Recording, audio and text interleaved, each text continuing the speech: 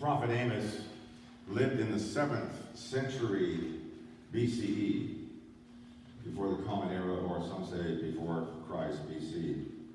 700 years before Jesus. And he wrote to God's people in the northern kingdom of Israel, calling them to task for their corruption and for their social injustice. And you will hear that in the text. Amos 5:21-24. The prophet said, I despise your festivals, and I take no delight in your solemn assemblies. Even though you offer me your burnt offerings and grain offerings, I will not accept them. And the offerings of well-being of your fatted animals I will not look upon. Take away from me the noise of your songs. I will not listen to the melody of your harps. But let justice roll down like waters, and righteousness like an ever-flowing stream. This is the Spirit speaking to us through these very ancient words. Thanks be to God.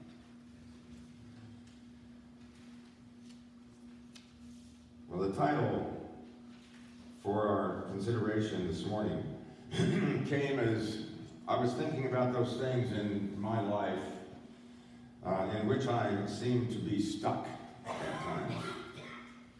Do you ever feel stuck at times? My addictions, my unwavering and perhaps selfish beliefs and opinions, my ADHD aggressive behavior, my loud and boisterous voice, at times of which my wife reminds me, particularly going into stores. It's smart to keep it going. My ruts, those things that are like a grave that is open at both ends, through which I pass over and over, as someone has said, limiting me, keeping me from being who I really am, even at age 75, in a few days. This week, in fact. And I would imagine that you have those things in your life too. Because if I'm correct, your name is not Jesus.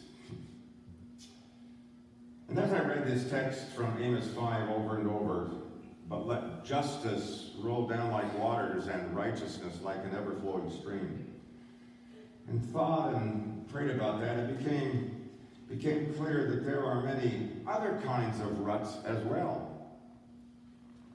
Not destructive and life-limiting at all, but comfortable, life-giving ruts. Habits, repeated behaviors that are very important to our lives and need to be nourished and practiced more and more, like justice and righteousness, or right living, like being in the rut of coming to church on Sunday morning and praying together and being together. That's one of the good ruts. Why do I say this?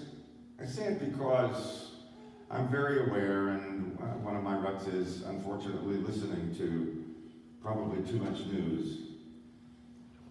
All the negative news, the deep destructive ruts in our political life as a nation, a thousand voices, each disagreeing and arguing with the others, deep ruts that take away from our lives, that put us on edge, that make us wonder where the truth lies, with the nagging uncertainty about where our great country and even our own lives are headed. And these things make us crazy.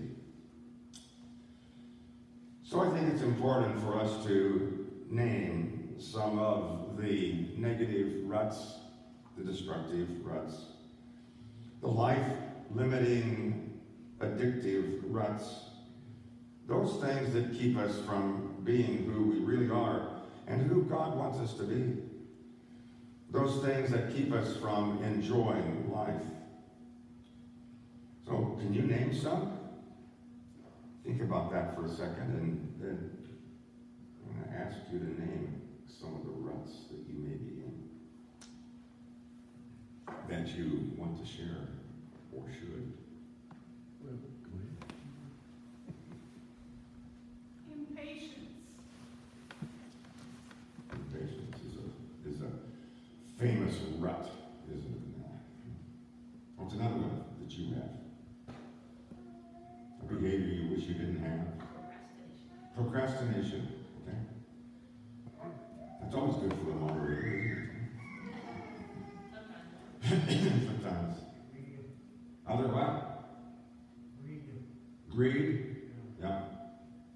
That's a rut that a lot of people fall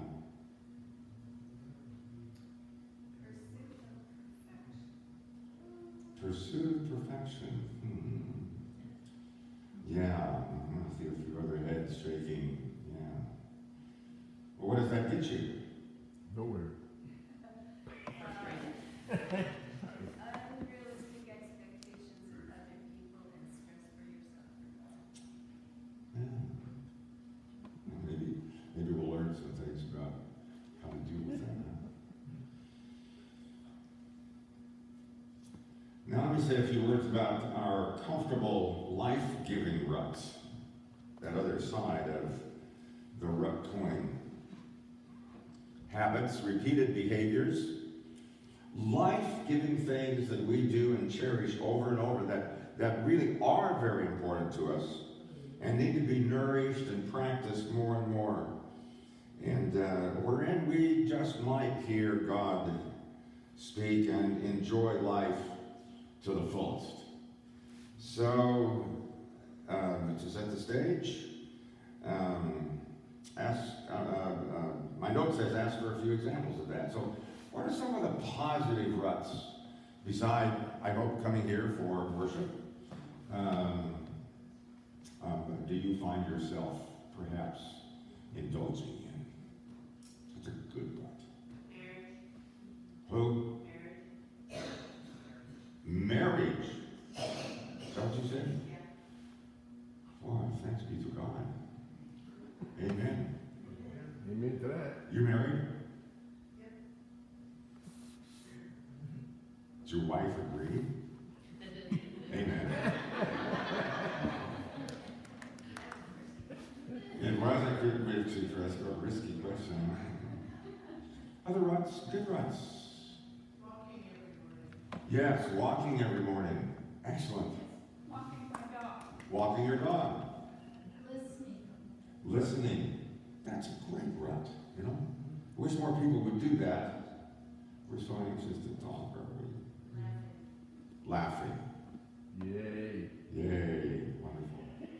I want you to think about those good ruts and nourish them. So to help us get out of our destructive ruts, those life-taking things of our lives and adopt more life-giving, life-enhancing ruts, Elizabeth McKenzie, who is a professional personal coach, offers great insight in an article entitled "The Real Reason We're Stuck in a Rut." She says, "I finally cracked the code. The why that you're stuck in a rut code. That ongoing blah feeling, that feeling even at our ages about how meaningful or not meaningful our lives are. How we try to be what others want us to be and someone we are not, which is terribly exhausting. That's been alluded to, and unsustainable. And the challenge for that is put before us every day by TV screens and magazines and celebrities and the internet and our parents. Even though they may be long gone, their voices still ringing in our heads. No matter our age, the oughts and shoulds, we remember our parents laying on us. And friends telling us how we should look, how we should feel. You ever said to somebody who's talking with you about how they're feeling, and it's just so automatic for us, I find myself doing that. Well, you shouldn't feel that way. Not sure that is very helpful. how we should live and dress and eat and move and play. And those voices drown out, says Elizabeth, our own voice and God's voice. That quiet, innate whisper from within. Elizabeth says we need to silence the external chatter and detach from it. And then she offers 4 ways to do that. 4 positive, life-giving ruts, if you will.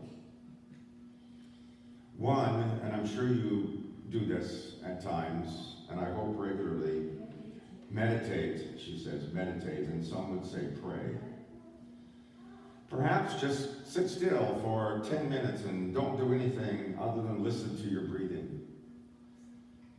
Think of life-giving acts, positive relationships, things that give you joy. Give thanks for the wonderful things that God is doing in your lives, and listen to God's still small voice within. Years ago, when I was pastor at the United Churches, I invited the congregation one Sunday during the prayer time. I entitled it there, Silent Prayer. I invited the congregation to remain silent for 1 minute. Just 1 minute. It was a very noisy congregation. And then a lot of movement, and it just struck me that we just aren't quiet very often. Well, that week I received a letter from someone who chastised me for asking for that. It made this person too uncomfortable. So the next week I asked for 2 minutes.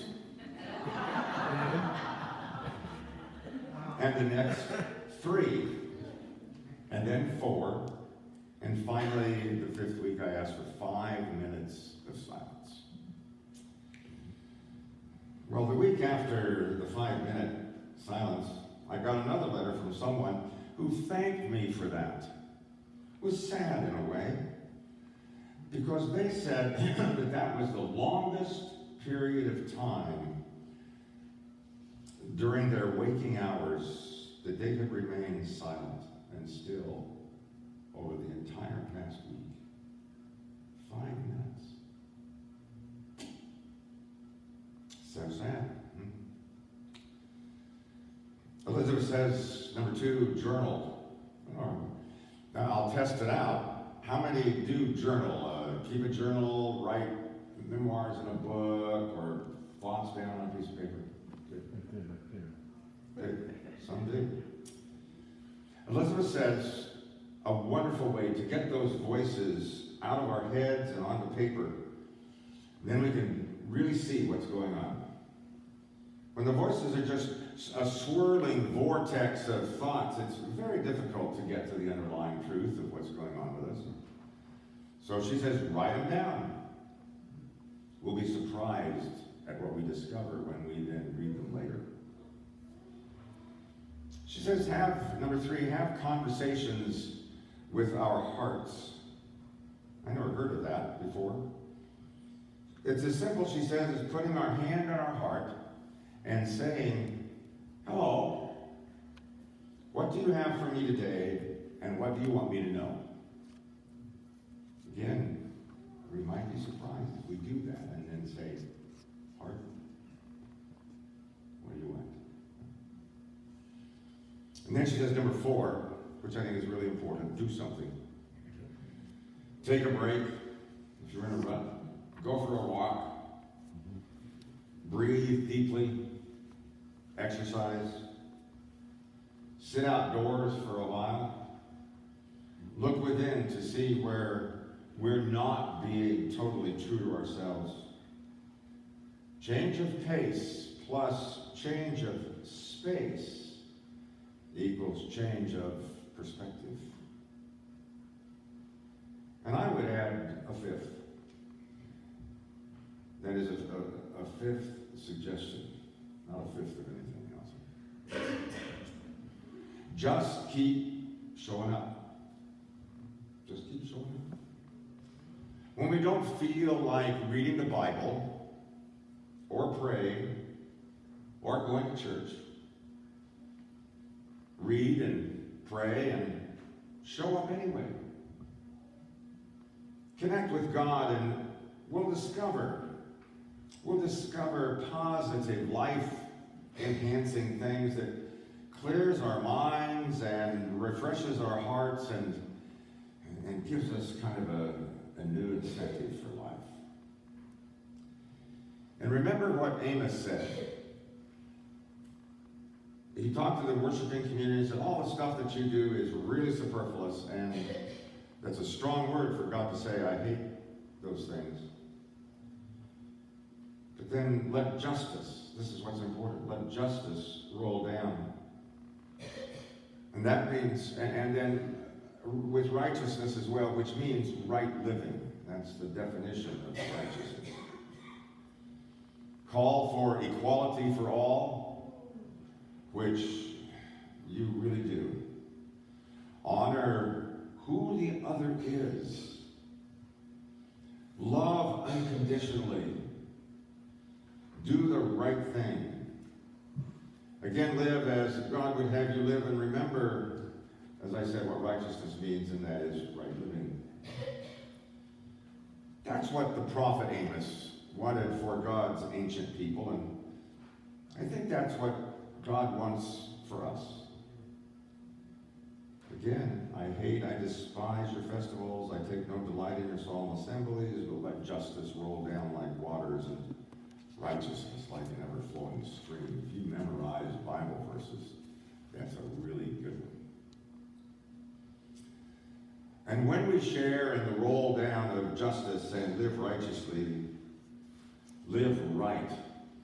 And by that I don't mean the soupy, better than thou behavior, though, which sometimes is a rut for some. When we let the justice roll down and when we live righteously, then we call for equality for all. We accept the other. We practice unconditional love. We do the right thing. And we live as God would have us live. In conclusion, I don't know whether you know who John Pavlovitz is. Some of you may. Is that a familiar name to you? I would invite you to have it be. He is a writer, a pastor, an activist from Wake Forest, North Carolina. He's a 20-year veteran of local church ministry who writes daily on the internet a blog entitled Stuff That Needs to Be Said. And he is unapologetic in his saying. Every day, every weekday, I get that. And he is totally committed to equality and diversity and justice and righteousness, both inside and outside of faith communities. He wrote a week ago this past Tuesday about miserable people. Do you know any miserable people? He said there are those who live open-handed toward the world, and he says then there are those who live with fists balled tightly. There are those who are driven by compassion and those who are just fueled by anger. And there are those who want a bigger table like you. And those who feel the table is exclusively theirs, which is very hurtful. And he says we have to fight to keep goodness inside of us despite outside badness. He challenges us to never be defined by how many things we hate. To never applaud someone else's suffering. To never weaponize our religions to do harm. To never grow comfortable with our hearts that are only capable of anger. Never lose our laughter, our softness, and our lightness in life. I commend John Pavlovitz to you, stuff that needs to be said. Pavlotitz, Pavlovitz, I think it is, TZ.